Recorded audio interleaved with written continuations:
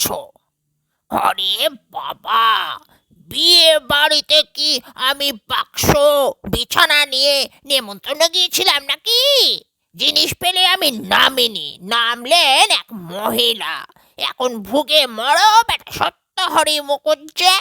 তা বিজ্ঞাপন একটা না দিলে।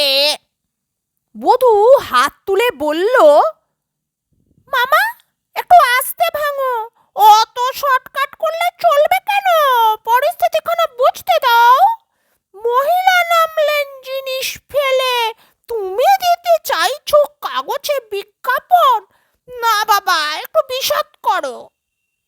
সত্যহরি হাত উল্টে ঘড়িটা দেখে বলে, ঘড়ির কাঁটাটা কোথায় পৌঁছেছে দেখেছিস? এখন বিশদের বায়না, তা বিশদই শোন।